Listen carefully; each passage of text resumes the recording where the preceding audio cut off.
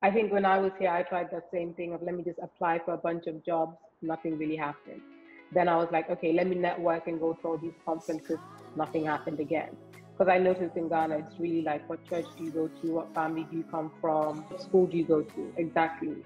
So if you don't really fit into these categories, then it can be very difficult to network your way into work. So what I found was I'm Vanessa Canby, and this is West African Wave, a series where I interview people within West Africa and in the diaspora. Hey Fatima, thank you so much for coming onto my channel. thank you for having me. I've been following your work for a long time, so I'm just excited to be here. Born in Denmark to Gambian parents, Fatima grew up between Copenhagen and Manchester. Fatima moved to Ghana 5 years ago. This is part one of this interview, and she is going to share her journey and her top tips for finding a job in Ghana. How many countries have you lived in? Because I was having a look and you were born in Denmark, you're from the Gambia. So how many countries have you lived in before you lived in Ghana? I think before Ghana, I lived in 2 African countries, but I visited several of them. And then I lived in Denmark and the UK, so I'd say 4. I lived in Tanzania for 3 months, in Arusha, in a small town called Babati. And then I lived in the Gambia. So when I was young, I used to go to the Gambia every summer for like 6 years straight. What made you decide to settle in Ghana? You've obviously tried out, I mean, you've got roots in the Gambia and you've been to Tanzania. What made Ghana stand out of those 3 countries? I think because I don't speak French, unfortunately, I'm working on it. It limits me. So I couldn't, choose the Ivory Coast or Senegal, which I probably would have considered if it wasn't for the language barrier. And Tanzania was great, but I found that if you don't speak Kiswahili, then you're quite limited. And Kenya is also great, but I think every time I go to East Africa, I realize that West Africans and East Africans are very different. Like our sense of humor are different, our temperaments are different. And I found that Ghana, it worked. It's been challenging at times, but I understand it for most parts. But yeah, I was like, I might as well stay here, and a lot of things are happening. I feel like it's become the epicenter on the continent. It's like a key market, so it makes sense to be here if you establish networks and understand the market. And somebody who obviously came from another country, did you have friends or anything in Ghana, or did you literally come and just Zero. have to build from scratch? Zero. I did not know anyone when I came here, and whenever I think about it, sometimes I'm like, it was actually an insane thing to do. But I was super young. I was like 21 or 22, and the first day I came, I met this guy at the hotel that I was staying at, and he was like, I think 18 or 19, and he came to pick up his friends who were from Princeton, and they came to Ghana to do some entrepreneurship work. So I was like, hey, what are you guys doing? And they're like, oh, we're going to some event at GIS. You should come along. It's on entrepreneurship. And then I met the 2 guys that I work with now, the first day I got to Ghana. Oh, wow. Yeah. So that's so mad, like the way that it worked out. It is. So that kind of helped me enter the Ghanaian scene when it comes to tech. And then everything else has really been time. As you know, Ghana has a really pool of people. So there's a lot of different returnees or expats like myself. So that's made it easier in finding friends. So yeah, I guess for other people that are thinking about it, then that I do get quite a lot of emails about people that have no connections and they're just like, is it going to be okay? As you said, you just kind of have to put yourself out there and be open to opportunities. Exactly. And there's also like groups that help. So there's something called a diaspora. I'm sure you've heard of it. I've not actually. Okay, so it's like a Google list, and it has about 6,000 Ghanaians who all lived abroad and came back. And they have monthly happy hours, like prior to COVID. So that's super helpful, just going on a diaspora and saying, hi, my name is such and such. I just came from the UK. I work in this area, or I'm interested in this area, and I want to connect with people who are like-minded. I think those things help. What brought you to Ghana in the first place? I think it was random, but not random at the same time. So I studied development studies with economics at Copenhagen University.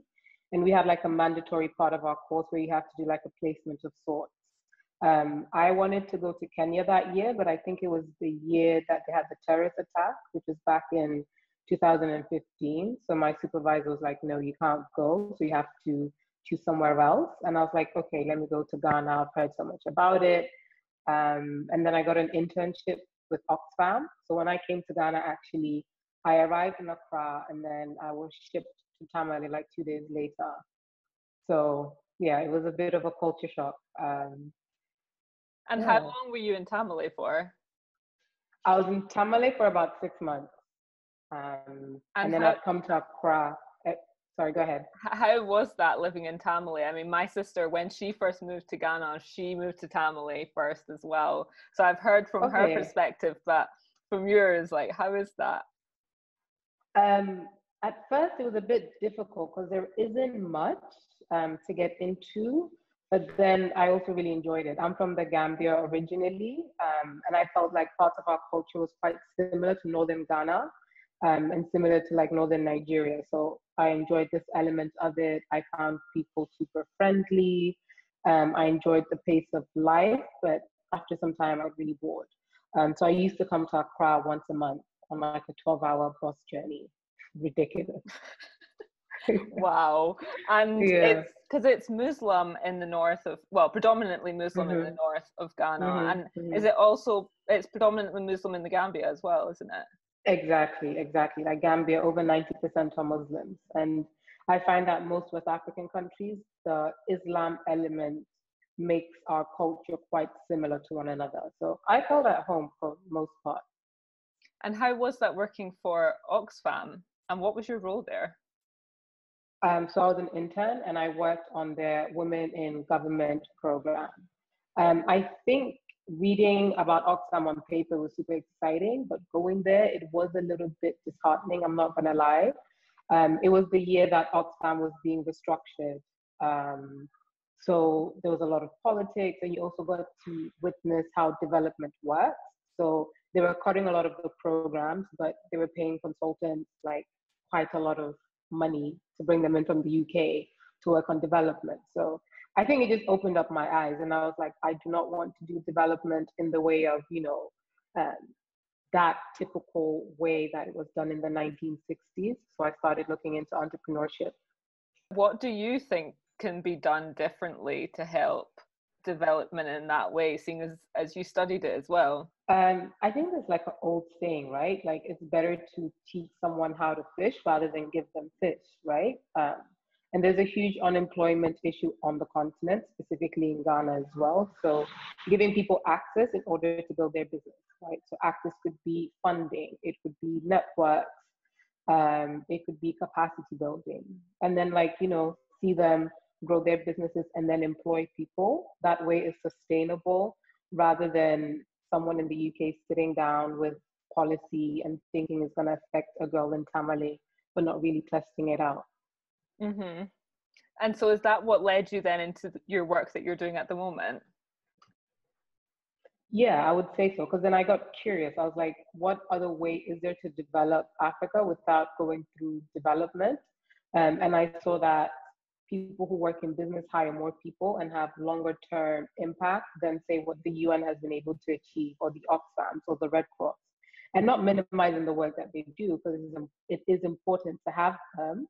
They cluster everybody and they set agendas, but I just noticed that business was faster here. So I got interested in that. How did you get into the business sector and what is it that you do at the moment? I think it's super hard to explain how I got into it. I wouldn't say I stumbled into it, but I was just more like, you know what, I did my undergrad in the UK at Chester. So I went straight from my undergrad to my master's. So I finished my master's when I was like 21 and a half. And then I found myself in Ghana and I was like, I don't really know what I want to do now. I've finished, I've handed in my thesis. I'm going to take a gap year of sorts and do it in Ghana. So I was like, let me take a year out, figure out what I want to do. And then I started working for Brawl, which is a real estate company, as a marketing manager for the Achimota Mall. And I was there for about 6 months. I liked it, but I didn't really like being in a basement. So I was like, you know what, I'm just going to resign and then see how it goes. And then I had a couple of friends who were running a software company. And I noticed that their social media was a little bit off. And I was like, I've been doing social media for some months. Let me help you guys with yours. And that's how it started. Because a lot of people that are thinking about moving to Ghana are like, how can we find a job if they want to get a job? How do you actually go about getting a job? Is it the same way as the UK, for example, where you literally apply online, or is it more of a networking situation, do you think? I think it's 100% a networking situation. And the second one is also creating your own job. So I think when I was here, I tried the same thing of let me just apply for a bunch of jobs. Nothing really happened. Then I was like, okay, let me network and go to all these conferences. Nothing happened again. Because I noticed in Ghana, it's really like, what church do you go to? What family do you come from? What's the other question they like to ask? What church do you go to? What family do you come from? And what school do you go to? Exactly. So if you don't really fit into these categories, then it can be very difficult to network your way into work. So what I found was LinkedIn. LinkedIn has been a godsend for me. And I think I've gotten like 80% of my work from LinkedIn. Because then you can also see who's coming into Ghana, right? So catching them before they come into Ghana. Wow, that is really smart. And so do you just sort of like search on LinkedIn, like the sort of person that you're looking for by job and location type thing? Yeah, so I go on LinkedIn, like the content section, and I would just type in Ghana, and then I'm interested in startups. So I would type in Ghana startups or Ghana innovation or Ghana entrepreneurship, and then see who are the people who are having these conversations, and then just shoot them a hi. Hi, my name is Fatima. I'm interested in the work that you're doing, and I'd love to hear more about it, and then kind of see if they're coming in or not. So I never really asked for a job straight out. I was just really trying to, nurture a relationship and then see how it goes. If anyone wants to contact me, I will send you my LinkedIn information. And I recently started becoming active on Medium, so I'm going to be doing a lot of writing there on the tech ecosystem and just how to move back to Ghana. But I don't think there's any one way to move back to the continent. And for me, I kind of eased myself into it because I knew if I was in Denmark and I was trying to like plan to come back, I would never come back. It just, because it's so daunting. I feel like it's better to maybe come through fellowship programs. So there's another program actually by a company called Africa Foresight Group. They're based in the UK and they have an office in London, and they have a fellowship program. I think it's anywhere from 3 months to 1 year. And they bring you to Ghana and then you work on different consultancy projects. I think that's also another interesting way to come into the market. Yeah, I've not heard of that one either. That sounds good. Yeah. That'll be really helpful. And that's the thing. There's so much, but there isn't like one organized portal where everything's at. So sometimes, you're searching for years before you figure out, oh, wow, that network is there or that resource is there. Yeah. Great, thanks so much. Yeah. Don't forget to subscribe and hit the bell so that you get notified when part 2 of this interview comes out, where we dive deep into the FinTech ecosystem and how it is growing within Ghana. Thanks so much. See you later.